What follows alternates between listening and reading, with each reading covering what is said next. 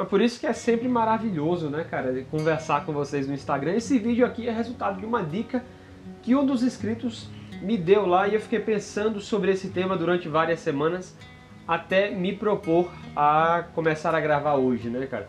Dicas para quem tá vindo morar aqui em 2021, coisas que você tem que saber se você está vindo morar em Curitiba agora no próximo ano, em 2021. Então, vai ser uma série de vídeos até a gente chegar no dia do ano novo, até a gente virar de ano. Vão sair alguns vídeos que o tema, eles vão girar em torno do mesmo tema, que é dicas para quem está vindo morar aqui em 2021. Então esse é apenas o primeiro vídeo, né? Eu queria agradecer a todos os novos inscritos que estão chegando. Bom, uma coisa que eu preciso fazer é agradecer os novos membros, né? Tenho 4 novos membros aqui que eu queria agradecer. Gente que assinou aí, né? Fez a sua assinatura do canal e patrocina, me apoia, me ajuda nesses vídeos que a gente faz aqui pro YouTube, né? Só para você saber, tem um botãozinho aqui embaixo azul, seja membro, você conhece os benefícios, pode me ajudar diretamente. Então eu queria agradecer ao Enzo Israel, Jonathan Santos e Regina Silva, e a John Hara Souza, essa última, que foi a última que assinou aqui no canal. Muito obrigado a vocês, podem me chamar lá no Instagram, a gente vai batendo um papo, tem os benefícios que vocês podem me cobrar, beleza? Bom, então como eu disse, esse é o primeiro vídeo, é a primeira dica, então eu acredito que todas as outras dicas dependam diretamente de você usar e saber usar essa primeira dica. Eu queria falar um pouco sobre a fé e por que eu considero ela tão importante e por que as outras dicas dependem necessariamente para serem aproveitadas a partir dessa daqui. Bom, eu não tenho nenhum problema em me assumir como cristão, eu sempre falei isso aqui nos vídeos. Eu sou uma pessoa que crê em Deus, que acredita na Bíblia, além de palavra de Deus, eu acredito que ela é um livro de sabedoria gigantesco. Estou falando isso porque se você está num processo de mudança de estado, você vai se deparar com situações muito difíceis, né?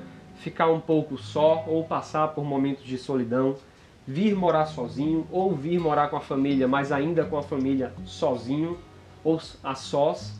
E várias outras situações, né? Você vai procurar emprego, você vai procurar uma casa para morar, então tem adaptabilidade à cidade, adaptabilidade à cultura, tem uma série de incógnitas a serem resolvidas se você está fazendo uma mudança de estado.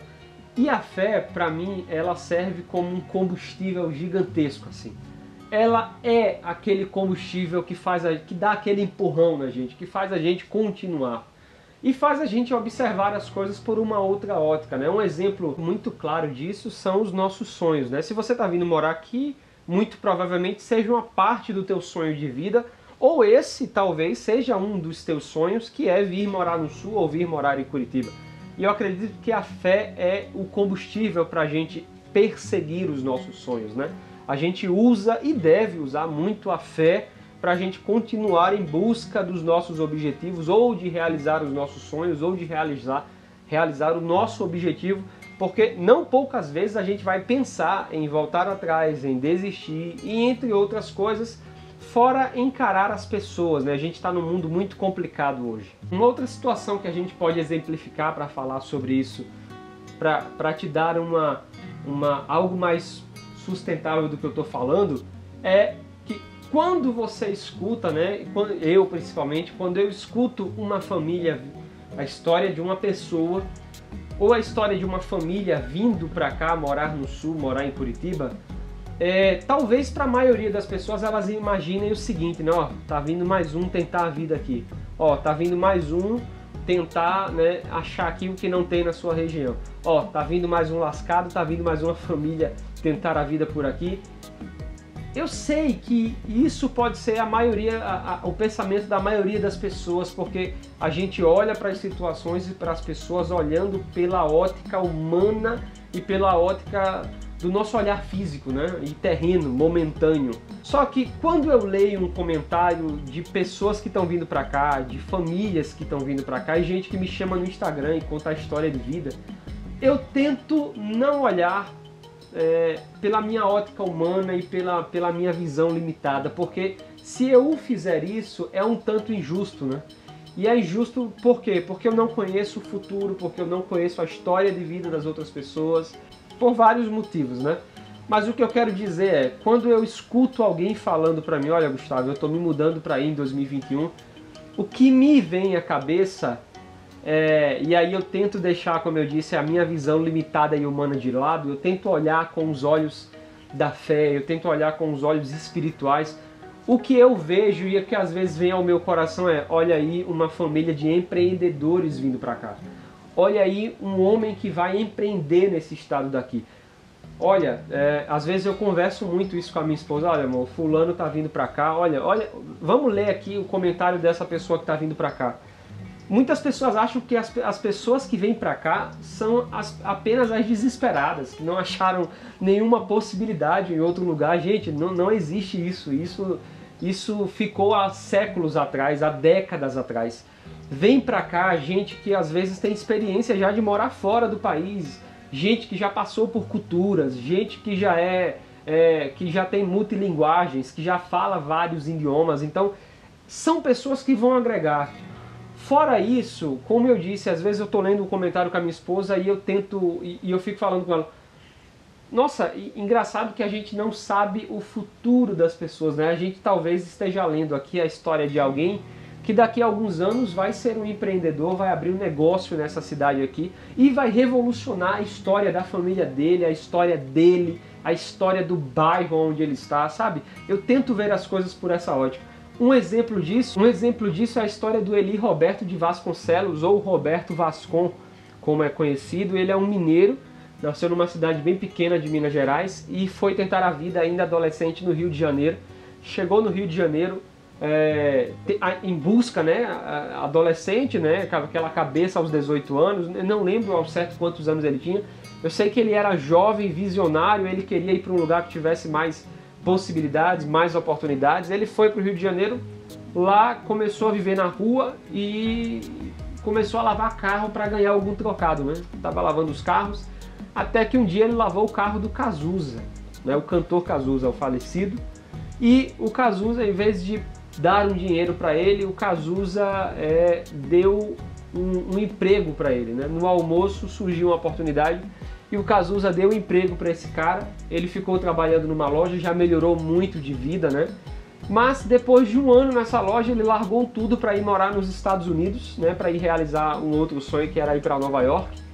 Foi para Nova York e lá em Nova York ele começou a dormir na rua de novo. Dormia no banco do Central Park, lá em Nova York. Dormia lá, né? Naquele frio e tal. E ele conta que olhava as coberturas dos apartamentos de luxo e via aquelas festas e ficava pensando o que é que as pessoas estavam fazendo ali, até que um dia ele começou a fazer bolsas e eu sei que pessoas famosas, Beyoncé e outros artistas, compraram a bolsa desse cara para ajudar. Ele caiu assim na graça da cultura do local, começou a ficar famoso, começou a vender mais bolsas e hoje ele é um empresário milionário, tem uma história de sucesso bem mais vasta do que essa curta aqui que eu estou contando, só para exemplificar o que eu estou falando. Mas por que eu estou falando isso? Porque às vezes as pessoas, como eu disse, julgam as outras sem saber qual é o teu sonho, sem saber que você está fazendo nada mais do que correr atrás do teu sonho, sem saber às vezes, por exemplo, o sonho que Deus tem, né, a respeito das pessoas. Eu falo muito isso com a minha esposa também, que o que pra gente é só uma mudança de CEP, Deus usa isso para alcançar pessoas, para fazer outras coisas. Por exemplo, eu aprendi muito a esse tempo, eu venho lendo escritores, pesquisando, ouvindo palestras. Gente como o Tiago Brunet, por exemplo, que sempre fala, Deus não realiza sonhos, né? Deus não realiza caprichos, Deus não realiza pensamentos mesquinhos de só ficar rico, né? Não tem a ver com prosperidade, não tem a ver com dinheiro, ter muito dinheiro no bolso ou no banco. Tem a ver com você ter tudo o que você precisa para cumprir a sua missão, o seu destino aqui. E aí ele fala que o que Deus faz conosco é patrocinar sonhos. Então, o que às vezes pra gente é só uma mudança de CEP, Deus pega a tua mudança de CEP e usa ela para que você abençoe outras pessoas, para que te aproximar de pessoas, sabe? O que é pra gente só a mudança de estado, às vezes acontece que Deus nos aproxima de pessoas. Nos aproximando de pessoas, Deus revela portas que a gente nem imaginaria que conheceria ou que entraria por elas. Nos aproxima de pessoas que nós vamos abençoar e que vão ser abençoadoras para nós. Cria oportunidades, enfim. Eu acredito muito que Deus faz isso quando a gente entrega o que nós estamos sonhando, o que nós estamos planejando, para que Ele faça algo maior, porque, como eu disse, não se trata de dinheiro, né? Então, quando eu vejo muitas pessoas falando, né, nossa, tá vindo gente demais para cá. Gente, o sonho americano existe há décadas e nunca se acabou. A tal badalada vida nos Estados Unidos, se de tanto gente ir para lá não prestasse, não estivesse tornando o local impróprio à cidade dos Estados Unidos ou país, né? E as cidades não estariam mais prestando. E pelo contrário, os Estados Unidos continua sendo, né, tendo aquela história do sonho americano, a terra do tio Sam. O que eu quero dizer com isso é, se você está vindo para cá no ano que vem, não esqueça da sua fé, cara. Não esqueça de manter a fé, a chama da fé acesa em você, para que ela te motive, para que ela te empurre, né? E comece a olhar as coisas tente olhar as coisas não pela sua ótica humana própria, limitada, né? Tente olhar, às vezes, pela ótica espiritual, pelo olhar da fé. Às vezes a gente está falando de pessoas que vão realizar um sonho gigantesco vindo para cá, que não tem a ver, de novo, só com dinheiro e só com qualidade de vida. Às vezes a gente está falando de pessoas que vão vir para cá e vão revolucionar a história da família dela, da descendência dela, sabe?